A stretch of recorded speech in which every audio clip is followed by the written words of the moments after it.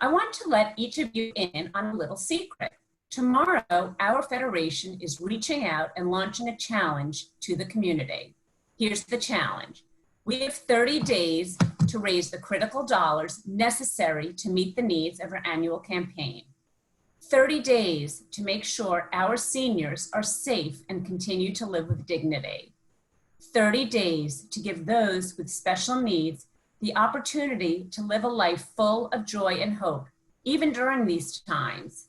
30 days to ensure that our partners around the world in more than 70 countries can respond to crises like the COVID-19 pandemic that is affecting so many lives. 30 days so we can say to our brothers and sisters in Israel, we have not forgotten you. You are in our hearts, in our minds, and we will continue to give you our support. Why 30 days? We are going to have to make some very difficult decisions after June 19th if we do not raise the funds we need to keep our community strong. As part of today's call, you don't have to wait until tomorrow's launch. You each can jumpstart our campaign today. If you are in a position to help, we ask that you go online today to make a gift to our annual campaign. Every donation of any size makes a difference, and there are so many people counting on us. After our program, we'll email you some information to learn more about us and how to help, along with additional virtual opportunities to stay connected. Before we start, I now have a couple of housekeeping tips for you. Your microphone is muted for Robert Watson's presentation. In addition, you can adjust the way your screen appears. If you would like to view the person who is speaking, please select Speaker View at the top of the Zoom screen. If you have questions, you will be able to email them to us. Now, it is my privilege to introduce our speaker, Robert Watson, who really needs no introduction. He is a historian, award-winning author, professor, political commentator, and community leader. He has lectured many times to our Federation. Please join me in welcoming Dr. Robert Watson. Thank you. Thank you. Thank you, Felice. And first off, I'd like to thank all my friends with the Federation for this opportunity to be with you and talk about one of my heroes from history. You all know who my main hero is, right? I'm not even going to tell you because you know. But I've also had the pleasure of speaking at federations all across the country on book tours and for various events. But mostly I've had the great honor of speaking with this federation for many years and helping in a number of ways. So I'm very familiar with the incredible work that they do. And I encourage all of you to take advantage of these incredible array of services they offer, but also support their efforts and missions. So thank you for that. As always, I'm happy to take a lot of questions afterwards, so have at me. And to get started, I'll ask you a rhetorical question. Have you all seen Hamilton, the musical? Come on, everybody's seen it, right? It's incredible. So I've seen it, been lucky enough to see it several times. It's absolutely amazing. My late mother and my sister and a cousin and an aunt were all Rockettes and dancers in New York City. That was a job. So I grew up as a little kid taking the train from Philadelphia to New York City to visit my female family members. And they would, while they had dance classes and rehearsals during the day, I would go to all the museums and then they take me to shows every night. So I think I've seen every musical since about 1968, and Hamilton is absolutely my favorite. And he's one of my heroes. My son, who's in college and happy he's back home this summer, he's named for Alexander Hamilton. So that's how much of a Hamilton nerd I am. So I also, about 4 years ago, I was tired of historians dismissing the musical. You know, there's a Black George Washington, Lin-Manuel Miranda's Puerto Rican and he plays Hamilton, and, you know, and they were dismissing of it. So I wanted to defend the musical. So I fact-checked the entire musical line by line, 2 hours and 50 minutes. And let me tell you, it's way over 90% spot on. In fact, some of the raps and songs in the musical, they start with actual quotes from Washington, Jefferson, Madison, Adams, Hamilton. The opening line, how does a bastard, orphan, son of a whore and a Scotsman? The opening line comes from a quote from John Adams, who, even though he and Hamilton were the same political party, they were both Federalists, which would be Democrats today, they couldn't stand one another. So it's spot on. The dates, everything checks out. There's only a couple of places where they really took some liberties. Ron Chernow, the great historian, Pulitzer Prize winner, was a technical consultant for it, so you know it's got to be spot on. Just to get started, I don't know Lin-Manuel Miranda, but I do know Ron Chernow. And I asked him once, how the heck did this whole thing come to be? And here's what he told me. He says, Chernow lived in Brooklyn. He gets a phone call one day from Lin-Manuel Miranda, who said, I went to Mexico, I think it was Acapulco, with his wife for vacation. He took Chernow's book, Hamilton. If only he had taken my book, The Nazi Titanic, or my book on the Revolution. Oh, but he took Chernow's book on, I actually sent him two of my books. So he took Chernow's book. He said, I couldn't put it down. He said, it changed my life. He said, I need to meet with you. I want to make a hip hop rap Broadway musical about Hamilton. So Chernow says, okay, you can come over to my place.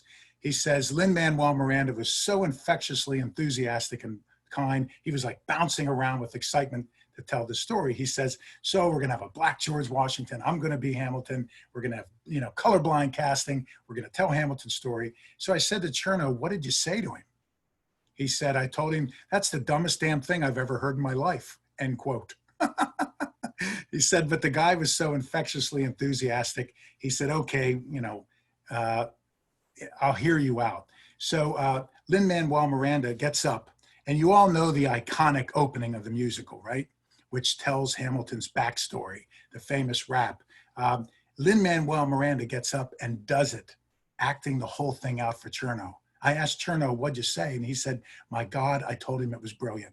He said, you captured the essence of Hamilton with more power and poetry and poignancy in a 15-minute rap than I did in a 1,000-page Pulitzer Prize winner. Chernow said, I'm on board. I'll be your technical consultant. So you can option your book to a movie, a musical, TV show, whatever. You can option your book, and they usually give you a chunk of money. Chernow told me I took 1%. Wow. Which means he probably doesn't live in Brooklyn. He's probably in Boca. He's probably listening today. He's probably a member of the Federation. So he took 1%. So to give you a background on Hamilton's story, and also you can have in case if you just change that of your morning pajamas into your afternoon pajamas, this will wake you up. Here's the beginning of the iconic opening rap to Hamilton. If you know it, go ahead and rap along with me. Ready? Okay, this will be the first Federation rap in history. How does a bastard, orphan, son of a whore and a Scotsman, dropped in the middle of a forgotten spot in the Caribbean by providence, impoverished and squalor, grow up to be a hero and a scholar? The $10 founding father without a father got a lot farther by working a lot harder, by being a lot smarter, by being a self-starter. By 14, they placed him in charge of a trading charter. And every day while slaves were being slaughtered and carted across the ways, he struggled and kept his guard up. Inside, he was longing for something to be a part of. The brother was willing to beg, steal, borrow, and barter. Then a hurricane came. Devastation reigned. Our man saw his future dripping down the drain, put a pencil to his temple, connected it to his brain, and he wrote his first refrain, a testament of his pain. And the word got around. They said, this kid's insane, man. They took up a collection to send him to the mainland. Go get your education. Don't forget from whence you came. The world's going to know your name. What's your name, man? Then he comes on and says what? My name is Alexander Hamilton, right? And then there's a million things I haven't done, but just you wait, just you wait. So that's the beginning part of the larger rap. I'll spare you the rest of it. So a quick, cute story. So after I fact-checked the musical about 2 years ago, I figured I would, oh, hang on. The dog just pushed the door open. Let me shut the door.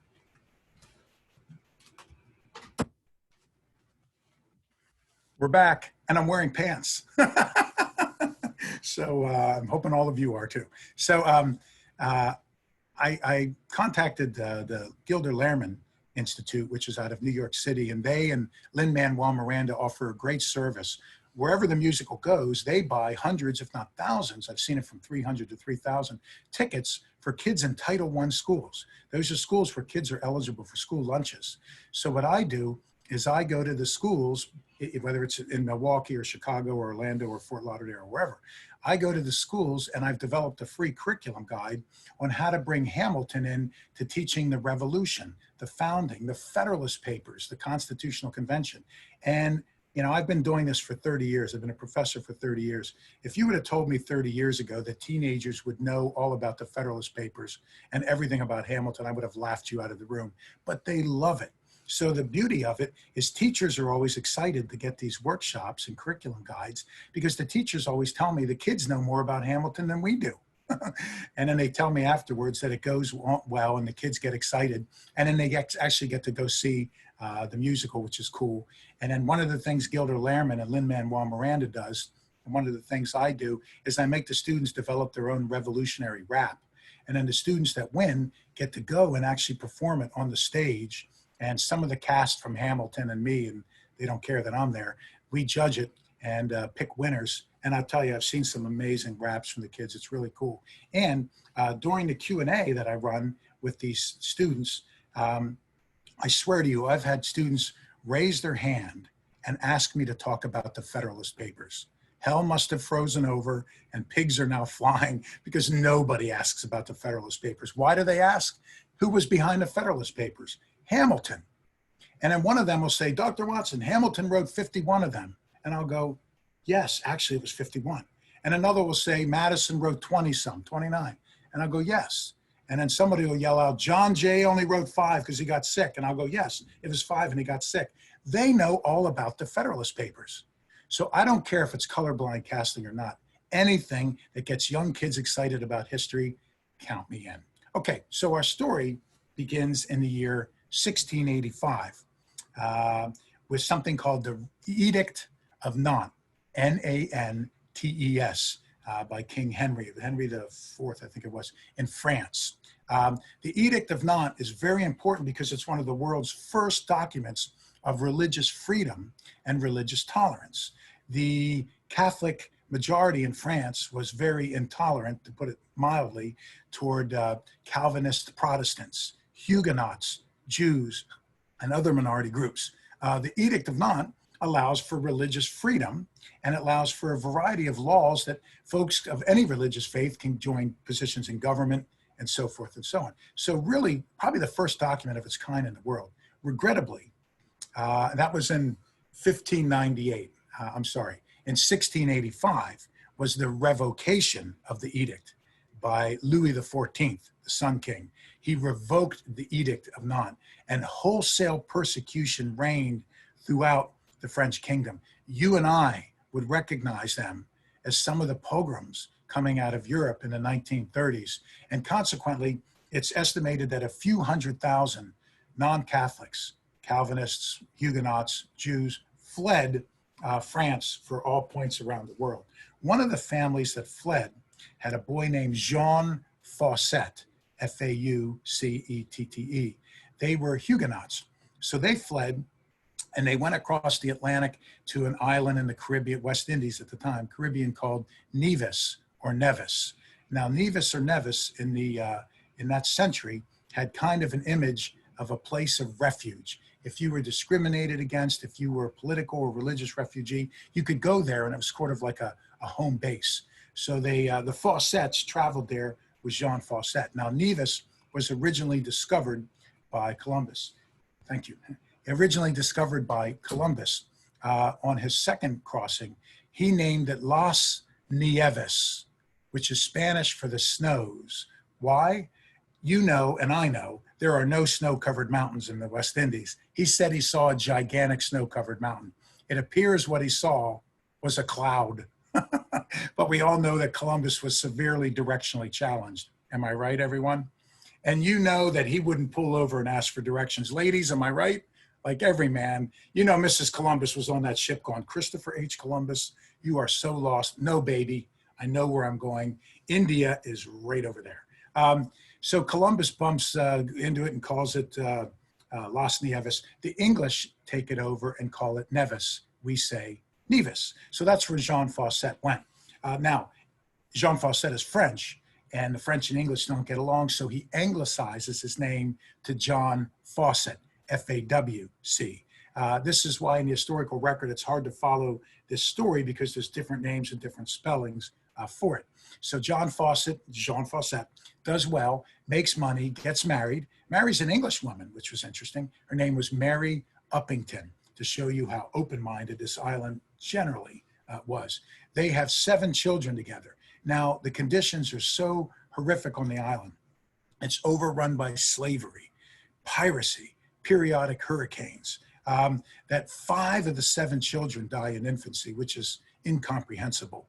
But life expectancies and infant mortality rates being as they were at the time, really difficult. Now, the mother, after losing 5 of her 7 children, she does something women never did at the time. She leaves her husband.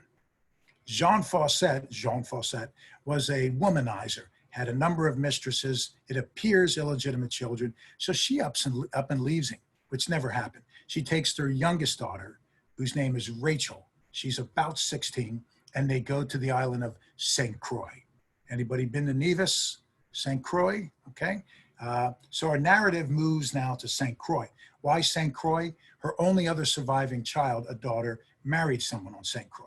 So they go to St. Croix. Now, Rachel's mother, Mary Uppington, here's where the Palm Beach County and Boca angle come in. And Felice, this is for us here in South Palm Beach County. I'm from Boca. I love it, but I'm allowed to talk about it. So here's where the Boca angle comes in. The mother wanted to marry the daughter into money. So she does 2 things. She uses Rachel's beauty. We have a handful of letters that survive about Rachel Fawcett. They didn't say she was good looking.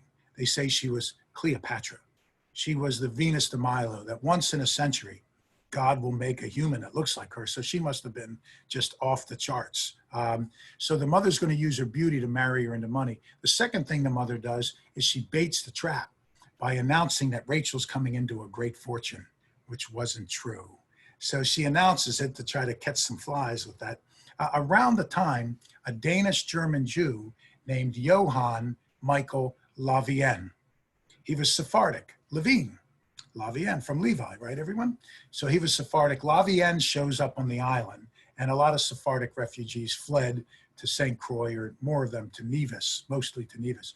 So Lavienne shows up, and he announces that he too is willing to get ready to get married. And he too is coming into a vast fortune, which was also a fib. So Lavienne tricks Rachel's mother, Mary. Rachel's mother tricks Lavienne, and Lavienne and Rachel get married. Now, Rachel doesn't want to marry Lavienne because he's about twice her age, which is also very Boca. Am I right? So Rachel marries Lavienne. Now, the problem is they both think that they're coming into a vast fortune. So Lavienne borrows a lot of money on a big wedding, buys a plantation, a large home. Comes to find out, of course, they have no money. So back then in the 1700s, debtor's prison was very common. If you couldn't pay your debts, the person you couldn't pay to could send you to jail for a night just to scare you into paying it, or for days or weeks, or until they were paid. So Lavienne is headed to debtor's prison. Now, you don't want to go to jail in St. Croix in the 1700s. It was a dungeon. Can you imagine the death rates, the disease that would have tore through these dungeons back then? Something out of a Johnny Depp Pirates of the Caribbean movie, right? So Lavienne gets a plea deal from the authorities in Nevis.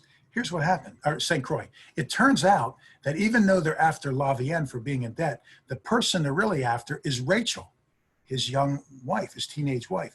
It's said that Rachel is, since this is the Federation, let me put it a diplomatic way, she is a practitioner of the world's oldest occupation, which is not agriculture. So she's a professional. So Rachel's going to go to jail for adultery, for prostitution. So Lavienne, the deal is if he testifies against his wife, they'll let him go free. So Lavienne testifies, and believe it or not, the papers from this trial still survive. It's a miracle. His testimony is his wife is going to whoring with every man on the island but him. So they let Lavienne go free, and he and Rachel had a brand new baby, a little boy, Peter. So Lavienne leaves with the baby. Rachel goes to jail. We're not sure how old she is, about 17 or so. The records are spotty. Now, again, as I said, Rachel Fawcett Lavienne, a beautiful teenage girl going to this prison. The prison was in the fort at Christianstad. If anybody's been to St. Croix, you've been to Christianstad, the main city, and there's a lovely colonial fort there. The dungeon, the prison, was the basement of it. Could you imagine the attacks from other prisoners, the putrid water, the lack of health, the diseases? This was a death penalty for Rachel. Now, all that we know. Here's what we don't know. I'm going to guess. My guess is she would have been the only woman in the prison. Now, Rachel gets a break, however, sort of like Lavienne. Her break is that the captain of the fort, his name is Bertram Denully, D-E-N-U-L-L-Y. Denully is a bachelor. You know where I'm going. He gets one look at Rachel and falls head over heels in lust. Denully, Captain Denully, starts to visit Rachel in her prison cell, whereupon it appears that Rachel charges him for the visits, which doesn't just make her a professional, it makes her an entrepreneur. I don't judge her. As a feminist, I say it was a desperate woman in an even more sexist time doing what she needed to do to stay alive. How do we know she charged him? Rachel comes into money around this time. How else would she have come into money? Then Rachel tells Lavienne, I want you to move me out of the prison into your house. And he does. He moves Rachel into his house. Rachel's so good looking, get this, he even moves her mother in. So he moves her mother into the house. So Rachel Fawcett Lavienne and her mother Mary are living with Captain Denully. She gets more money at this time, which means what, everyone? My guess is she continues to charge him. Then she tells Lavienne, I'm leaving. I'm moving. And he lets her leave. He just lets her go. She leaves the island and goes to St. Kitts nearby. St. Kitts, anyone? So why would she leave the island? Rachel Fawcett Lavienne was the most notorious, infamous, scandalous woman on that island. Think about it. She was French, a minority group, and a religious refugee in an intolerant day and age. She married a Jew in an even more anti-Semitic day and age. She is accused of being a prostitute. She sleeps with the prison warden. She then abandons her husband and child. Today, she'd be a Kardashian. No question. So she goes to St. Kitts to start her life over again. She's pressing reboot. In St. Kitts, she meets a drunk Scot. His name is James. And James, his family comes from, the term back then, they would say lesser or lower aristocracy. We'd say middle upper class. They have a castle, the Grange, and the father has a title, and the sons are all very prominent. But James is a younger son, and he is a drunk, he gambles, he's a ne'er-do-well. So the father does what fathers did back then. He kicked his son out of Scotland. They got an investment for him in St. Kitts in the trading business, hoping that he would find some way of making a living. So James is thrown out of Scotland. He boards a ship, arrives in St. Kitts a few days or weeks later. My guess would be hungover or drunk. And James meets Rachel. Now, here's what we know. I told you Rachel was the most beautiful woman anyone had seen, was pretty feisty and saucy and entrepreneurial, and was used to being abused by everybody. James is a drunk Scot coming from money, but a ne'er-do-well. But James is said to be the most handsome person anyone had ever met. And the words to describe James by our present-day vernacular, we would say charismatic. So James meets Rachel. It's Bradgelina, right? Or Richard Burton and Liz Taylor. I have to tell my students Jay-Z and Beyonce. Okay, it's the two most beautiful people. They meet. Now, they're in trouble in St. Kitts because now Rachel's living, shacking up with a drunk Scot out of wedlock. So they're thrown out of St. Kitts. So again, she leaves. Rachel Fawcett Lavienne and her drunk boyfriend, James, go back to Nevis. There she gets more scandalous because they have two kids out of wedlock. The oldest is named James and turns out to be a ne'er-do-well drunk like his dad. And the youngest is Alexander Hamilton. My name is Ali. Yeah, so it's Hamilton. So you wonder what lecture you signed up for. Does Dr. Watson's lecture on the history of prostitution in the West Indies, or is this the room where it happened? So that's where Hamilton comes from. So Hamilton's mother, I don't think she was a prostitute. I think she just slept around for money when she needed it. Does that make her one? I don't know. But Hamilton grows up in a home where people throw rotten food on his mother. They spit on him and his mother. He's discriminated against by anti-Semites because of his mother's first marriage, by racists, by whatever, because he's a minority group, they're a religious minority, just horrific upbringing. Then the drunk Scot, James Hamilton, which is where he gets his last name, James Hamilton abandons the family and goes to Trinidad, almost dies in a slave uprising and basically disappears from our story. So now Rachel's a single mother raising these two boys. She realizes early on that her son Hamilton is a genius. And people throw that term around too loosely today. I reserve it for maybe a Ben Franklin and very few people, but Hamilton was a genius. So the mother wants him to go to school. Here's the problem. The schools won't let him attend. We don't know why, but we can guess. His mother's alleged occupation, or because she married a Jew. So that would be our two obvious guesses. He's not allowed to go to school. So by what we would say today, Rachel Fawcett Lavienne homeschools little Alexander Hamilton. Now, here's the thing about Rachel. She may have been a prostitute, but she was an intellectual prostitute. She spoke 7 languages, and she passes all those languages on to Hamilton. We know from the adult Hamilton that he's a polymath, that he's multilingual. She speaks 7 languages. As I wrote in one source, I wrote she knew how to say $2 in French, Prussian, Spanish, Portuguese. It was good for business. $2. Due. Hamilton grows up multilingual. We also know that Rachel was said to have the largest library in that 3-island chain, St. Kitts, Nevis, and St. Croix. 38 books. Now that may not be a lot for us, but back then, think about the Caribbean. Without air conditioning, books would rot. How do you even get them? It's not like you could order them on Amazon. You had to wait till a ship may or may not have had books, but the ships didn't want to take room for books. They were too busy with slaves, molasses, sugarcane, rum, whatever else they were trading. So she comes up with this great library. Now, how did she get all these books? We don't know.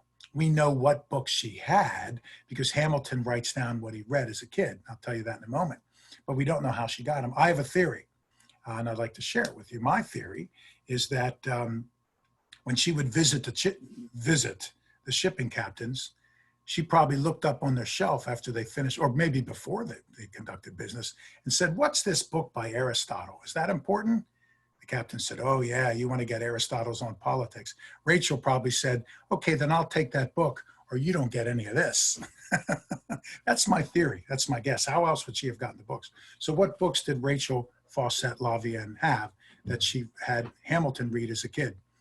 He told us Plato's Republic, Aristotle's on politics, John Locke's 2 treatises on government, which is what Jefferson had open on his desk during the 17 days in Philadelphia that he penned the Declaration of Independence, Hobbes's Leviathan. Those 4 books were about 50% of my PhD comprehensive exams, and Hamilton's reading them at 8, 9, 10, 11. Wow. She also had collections of Shakespeare, which Hamilton loved, and Alexander Pope poetry. And if you read Hamilton, you can see that he has the same gift that Jefferson has, and that is they both have a magical quill.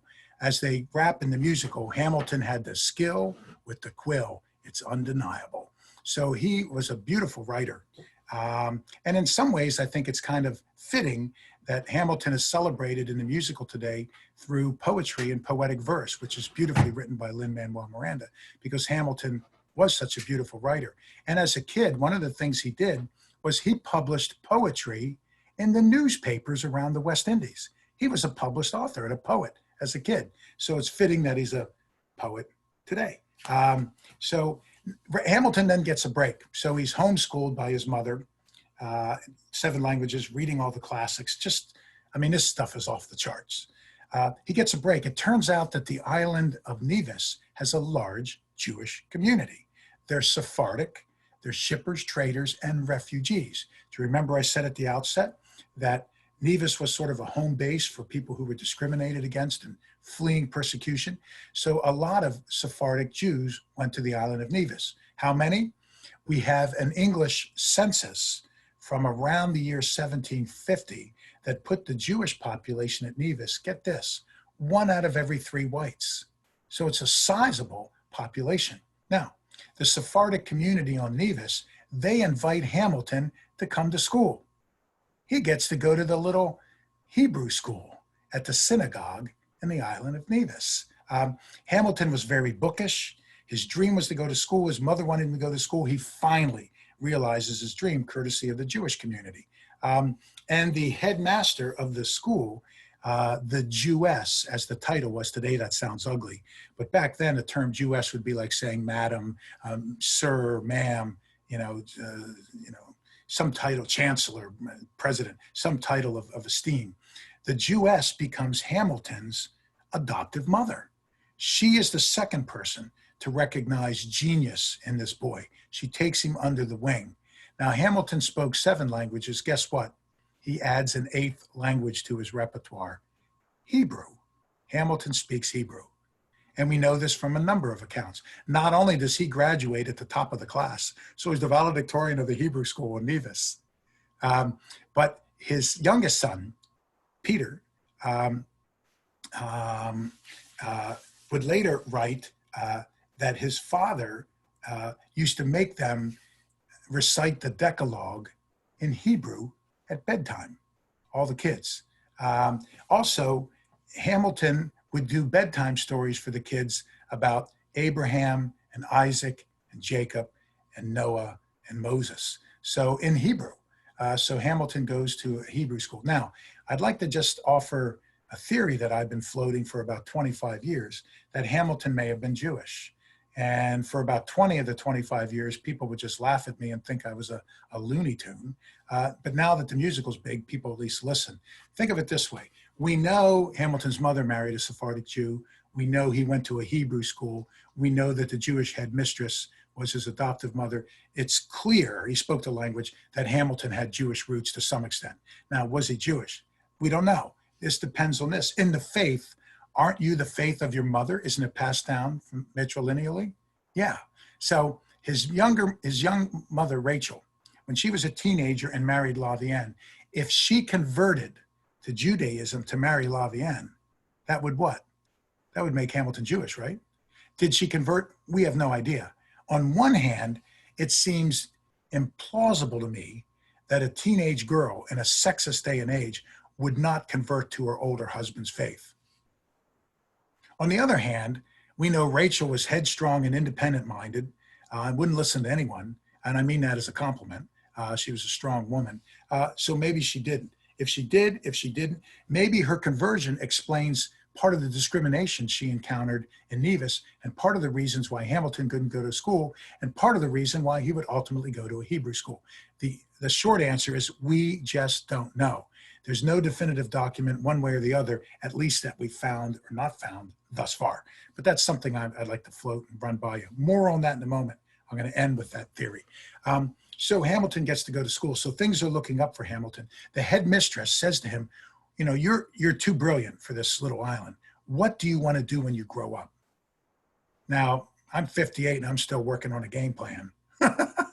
But Hamilton lays out what he wants to do. He says, when I grow up, I want to change the course of world history.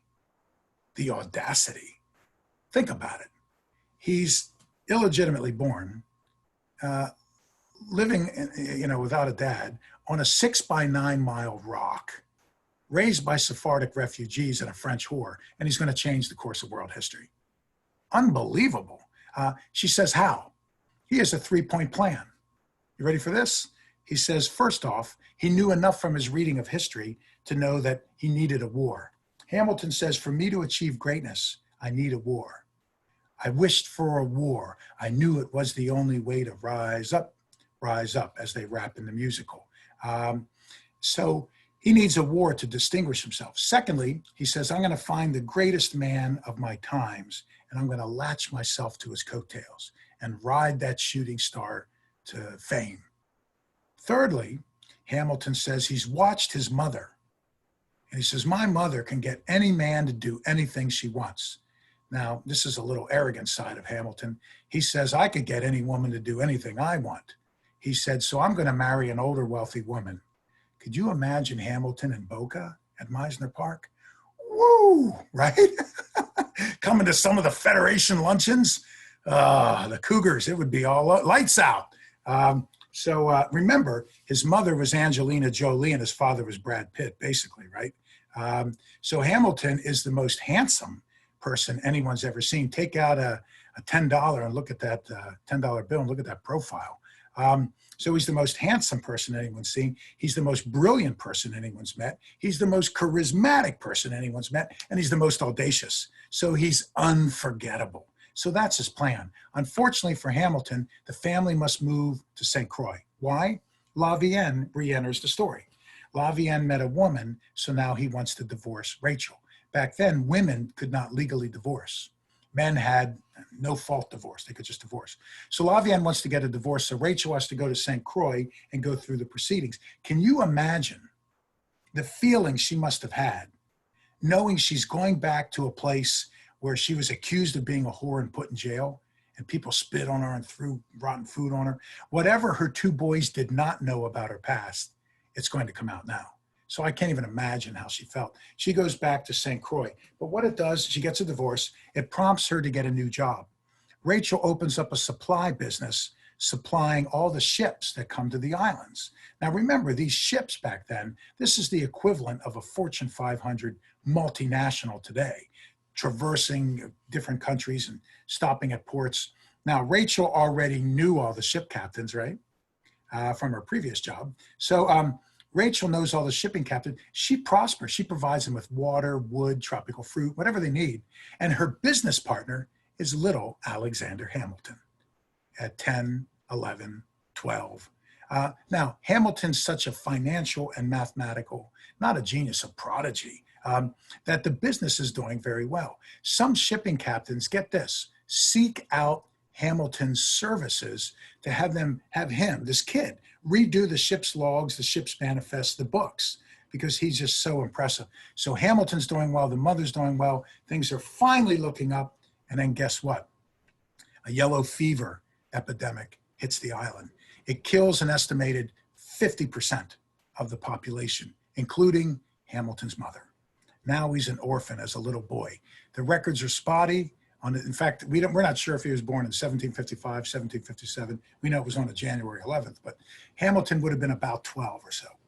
Now he's orphaned, and he's dying of yellow fever. So I want you to think of this.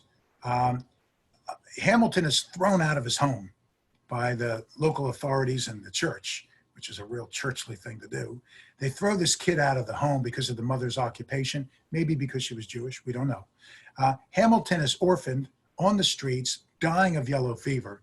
He's dumpster diving to eat, probably. He has to borrow shoes to go to his mother's funeral. The preacher changes his mind and won't let her be buried at the church.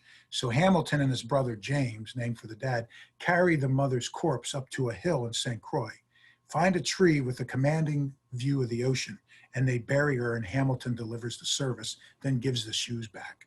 If you were to replay history 10 times, I submit to you that Hamilton dies 9 out of the 10, right?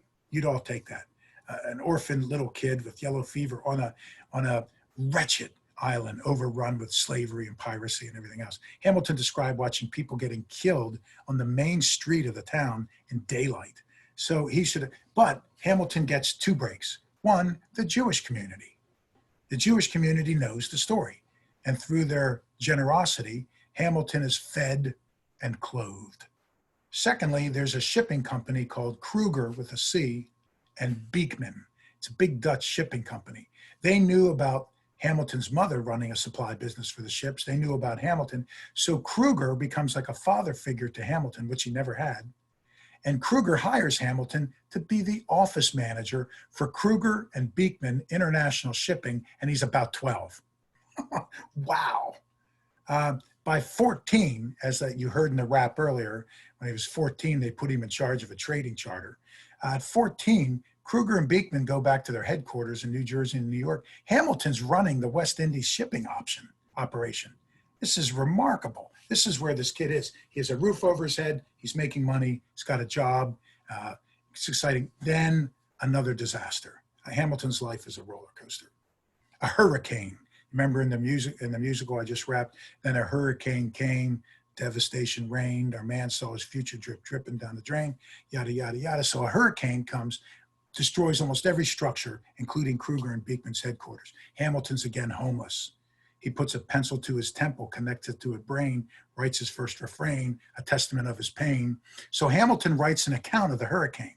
Now remember, this kid grew up on Alexander Pope poetry and Shakespeare.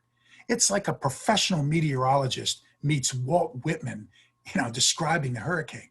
Hamilton's description is so accurate scientifically and so powerfully poetic. Get this, it's published in newspapers around the West Indies, and local leaders on the islands use the story and have it published in London and New York to raise money for hurricane relief. Hamilton. I thought it was wonderful when Lin-Manuel Miranda took the musical to Puerto Rico, didn't he? For hurricane relief, right? 2 centuries later. Not that the President of the United States didn't do a good job with hurricane relief. You remember that? Shooting paper towel baskets. So the musical is used for hurricane relief back then. So Kruger says to Hamilton, what are you going to do? Hamilton wants to change the world. So as they rap in the musical, the Jewish community and Kruger, they took up a collection to send him to the mainland. 1773, Hamilton gets on a ship, goes to the mainland, arrives around the time of the Boston Tea Party. And he's up to his ears in revolutionary politics. He goes to New Jersey and he meets a guy named Aaron Burr. And Burr had been orphaned, and Burr went to Princeton. So Hamilton says, I'm going to go to Princeton. So he goes to Princeton, and a typical audacious Hamilton, he says, I need to see the president of the university. Some teenage bastard orphan son of a whore without shoes is not going to meet the president of Princeton. Hamilton barges down the hallway to meet the president. They grab Hamilton. They get into a fight. He knocks out one of the university administrators, and they throw him out of the college. So Hamilton goes to New York City, the greatest city in the world, as they rap, work, work. So New York City, he goes to New York City, and there he meets a guy named Hercules Mulligan. If you like the Broadway musical, you know that name. If you have kids or grandkids, tell them that you like Hercules Mulligan, because everyone under 25 is in love with Hercules Mulligan. My son likes that he's named for Hamilton, but every once in a while he's like, Dad, why didn't you name me Hercules Mulligan, Watson? And I say, for obvious reasons. Hercules Mulligan was a real guy. In the musical, he's the thicker built black guy with like a do-rag. He was an Irish immigrant who was a tailor. And Hercules Mulligan was part of the Sons of Liberty. So he's the one in New York City that introduces Hamilton to patriotic politics. And he also tells Hamilton, he lets Hamilton stay with him, tells Hamilton there's a good college in New York City you ought to go to called King's College. Anyone heard of King's? It's now known as Columbia. So Hamilton goes to King's College, and what does he do? He needs to meet the president of King's, President Miles Cooper. He walks in to see Miles Cooper. Why would the president allow Hamilton in? When the president of Miles Cooper of King's meets Hamilton, he's blown away by him. Remember, Hamilton's the most handsome, intelligent, ambitious, audacious. He gives Hamilton the equivalent of a free ride to Columbia. I'm paying college tuition right now, so a full ride to Columbia sounds pretty good to me. Anything sounds pretty good to me. So that's what Hamilton goes there. Now, he wished for 3 things. And let me discuss them, then I'll bring this to an ending about bringing back his faith, and I'll end it. He wants 3 things to change the world. You remember the first one was, I wished for a war. I knew it was the only way to rise up, rise up. He gets a war. Summer and fall of 1776. The British, under General Howe and Admiral Howe, invade New York. Howe sets sail with 32,000 men on an armada of warships. This was the largest expeditionary force ever to leave English shores at the time.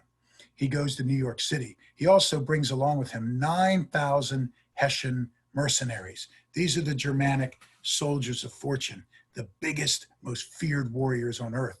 And they're led by a man who's kind of a Dracula type of figure in history. His name is Colonel Johann Gottlieb Rall, R-A-L-L, the Hessian Lion. So this is what's coming for George.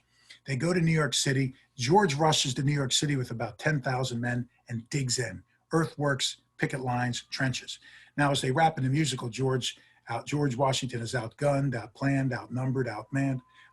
So George Washington is overrun by the British. They hit him at Brooklyn. You've heard of the Battle of Brooklyn, also known as the Battle of Brooklyn Heights. For any locals, it's also known as the Battle of Long Island. Okay. So George is wiped out. His army is driven back to the water, almost a Dunkirk-like evacuation. Howe, thank God, pauses rather than finishing Washington off. Washington lights campfires, so Howe thinks he's there, but Washington and a Massachusetts fisherman named John Glover sneak the whole army across the river. And in the morning when Howe goes to hit Washington, they're gone. He finds embers. But Howe chases Washington through New York City, all the way to White Plains, and is annihilating Washington's army. Washington's on the run. All he can do to get away is, instead of continuing to race north with Howe in hot pursuit, Washington turns around and goes south. He goes to New Jersey and races across the state of New Jersey. Thank goodness Governor Christie wasn't in office, right? Because the George Washington Bridge would have been closed. And imagine the turnpike tolls. But the army races the whole way across New Jersey. They throw Howe off the scent, but not Rall. The Hessian Lion is chasing Washington's army, and everyone he catches, he tortures, brutalizes, and then sticks the bodies to a tree and leaves them around as his calling card. Washington races all the way to the Delaware River, which separates New Jersey and Pennsylvania. It's around Thanksgiving. He crosses over to the Pennsylvania side. He's down to 2,000 men, half of which are sick or dying. The war damn near ends. The only bright spot of New York City, Hamilton. He hears the cannons and he runs out of class with a couple of friends from King's, gets Hercules Mulligan and the Sons of Liberty. They go all the way down to the Battery in southern Manhattan, where, you know, a flotilla of warships is landing. Hamilton goes over the artillery battery, kills the British, turns the cannons around and fires them at the warships. Hamilton and a couple of kids are firing with a few cannons at an armada of warships, but they hold the British off and distract their fire long enough for Washington to escape. When the British are landing, it's obvious they have to go. Hercules Mulligan and Hamilton, they run, but as they're running, they realize they left some of their powder and musket balls back there. Hamilton runs back while the British are landing and explosions around, gets the stuff and runs all the way back. He makes it. He doesn't get killed. It's amazing. Now, these boys follow Washington's army. They follow them all the way across New Jersey. How could they follow the army? They just followed the dead bodies stuck to trees from Rall. Hamilton rejoins Washington's army. What happens is Washington attacks Trenton on Christmas night. And who's one of the heroes of the Battle of Trenton? This teenage kid, Hamilton. A few days later, January 3rd, 1777, Washington hits Princeton. He needs someone to run an assault directly against Howe while he outflanks the army. Who's going to do this suicide mission? I have a volunteer, Hamilton. Hamilton does it and lives. Hamilton, Hamilton, Hamilton. So afterwards, Washington's great generals, Nathaniel Greene, Henry Knox, they meet with George and they say, have you heard of this kid, Hamilton? We want to put this kid on our staff. Now, this is difficult because he's this bastard orphan son of a whore. And we're going to put him on our staff and make him an officer? Washington says, no, he's on my staff. Washington makes Hamilton a colonel and his chief aide. Remember, Hamilton wanted what? He wanted a war. He wanted to find the greatest man of his times, George Washington. Check. So now he's Washington's colonel. What does Hamilton do? He helps run the war.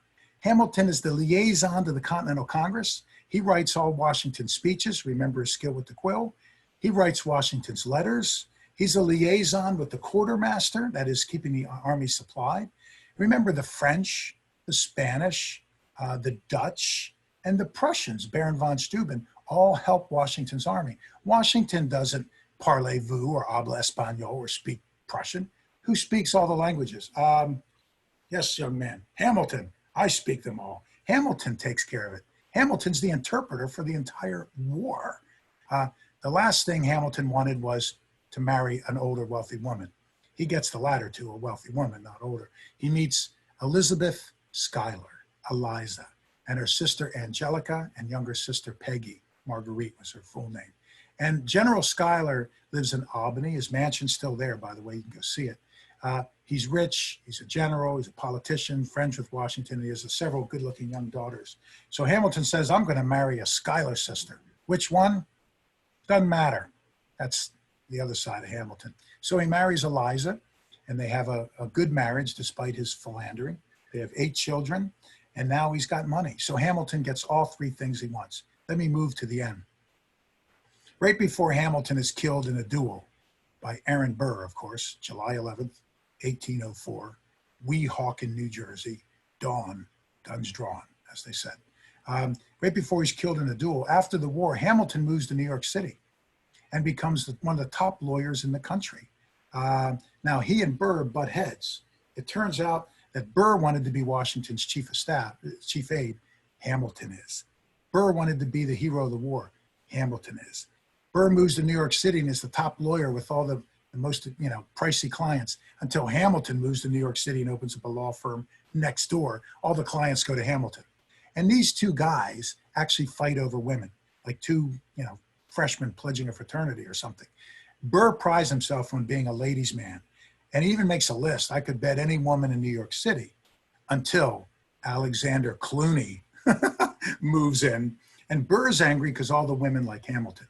So they fight over everything. That's one of the reasons, many reasons why Burr shoots and kills Hamilton. But here's what Hamilton does during his law practice. He represents Jews free of charge. Women, runaway slaves, anyone needing legal representation. In the latter 1700s, possibly the largest lawsuit ever won was won by a French Jew named Le Guin, G-U-E-N. Who was his attorney? Hamilton.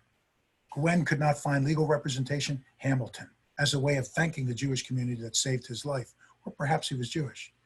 Columbia, King's College changes its name. You can't have King's College when you don't have a king anymore.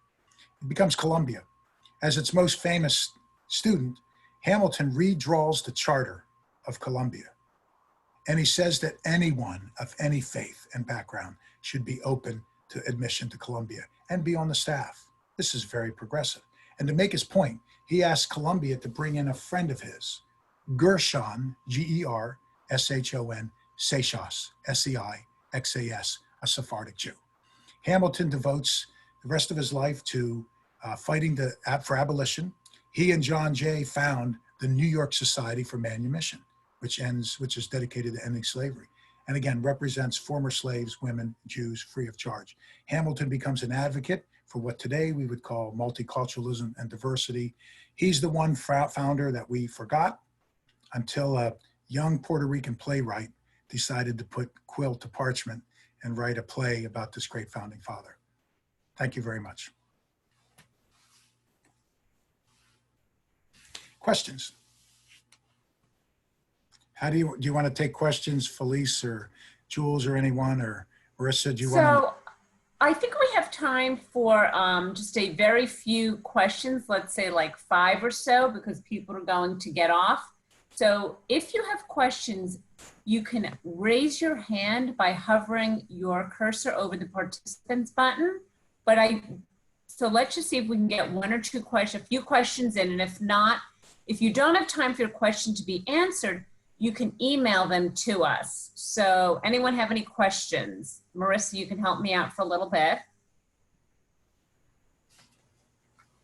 I thought I saw one. Did I answer everything? You usually do. Wendy Kaplan, I just Wendy unmuted. Kaplan. We Okay. didn't get to the Battle of Yorktown or the Federalist Papers or the Constitutional Convention. I wanted to focus on his upbringing and the end of his life. Yeah, I have 2 participants have their hand up, I see. Yes. Let's So see. Wendy Kaplan. So what are your questions? Wendy? For some reason, she's not answering. My name. Oh, That's you. I didn't raise my hand. How about, then let's go to Joan Winograd. Joan? Yes, hi, can you hear me? Yes. Yep. Yes. Mr. Watson, thank you so much. It was a wonderful, wonderful lecture. I really appreciate it. This is my question. Hamilton grew up with so much adversity. What do you think contributes to his resilience and his sense of self-confidence? What are your thoughts about that? Good, good. Hamilton was someone that should have been dead a dozen times in his life. He was suicidal on the battlefield at the Battle of Yorktown in October of 1781. He leads the main charge. He's the first one over the British defenses in hand-to-hand combat. So he was someone who was knocked down his whole life, but was just absolutely resilient. What I think is that Hamilton was his mother's son. His brother, James, was his father's son. The brother and James were drunk, lazy. Hamilton's mother must have been a remarkable woman. I suspect he looked like her. I suspect he inherited her grit. Think of her situation. As a child, around her, and the violence perpetrated against her, the hate she felt, forced into a marriage, being put in prison, her boyfriend leaving her. But she was stoic and made sure Hamilton got an education today that would be priceless through all those classics. Hamilton and Jefferson were two of the most important founders insofar as they're the two that had the ideas. You know, after we win the Revolutionary War, the question is, now what? Hamilton has a vision for our political system and our economic system. Jefferson has a vision. And our country is a unique mix of Hamiltonian, centralized, strong government, and Jeffersonian, weak, passive government. But you find this great mix. Hamilton drew inspiration from the classics. His personality is tempered by Hobbes, who said that, you know, mankind is destined to a life that's nasty, brutish, short. Hamilton realized that people are rough by nature. So he said, we need a government to keep us from killing one another. But George Washington was a great judge of character. And the fact that Washington put so much responsibility on this kid from the West Indies that no one wanted to have hired shows that Hamilton must have been unbelievable. So that Washington becomes his adoptive father. Hamilton even calls Washington the father, and Washington calls Hamilton my son. So yeah, his grit from being knocked down was just legendary, and thank goodness. And then to throw it all away on a foolish duel that didn't need to be fought. And Hamilton, of course, doesn't shoot, but Boone shoots and kills. Yeah. But also he had people in his life that he was able to get all these mentors in his life. He was. Right? Yeah. So he has great mentors as a kid. The Jewish headmistress of the school exposes him to classic education. And of course, without question, she's teaching him about the, eternity of persecution that her people faced, which Hamilton recognized.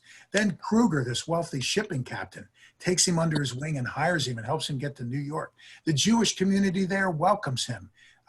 He has Hercules Mulligan, like a big brother who teaches him about revolutionary politics. Then George Washington becomes the ultimate mentor in history.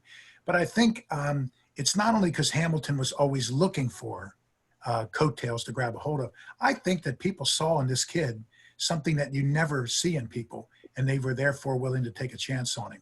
So thank you very much. I appreciate it. You know what, I want to say thank you very much. We're going to have everyone else who has a question email it into us. And I want to thank you, Robert Watson, for taking the time to be with us here today and to share the inside information about Hamilton. I have to say there were so many smiles and giggles as you were rapping away. It was truly a treat. And I want to thank everyone else for joining us today. Thursday, if you join us, we have piano prodigy Brandon Goldberg, a 14-year-old pianist who's been playing by ear since he's 3. You will get an email with additional meaningful ways to connect with our Federation and our Jewish community during these unprecedented times, including how you can make a real difference for those who need us by contributing to our annual campaign. Together with our caring community, we thrive. Stay safe and be well, and thank you again. Have a great day. Bye-bye. Bye, everyone. Thank you. Thank you.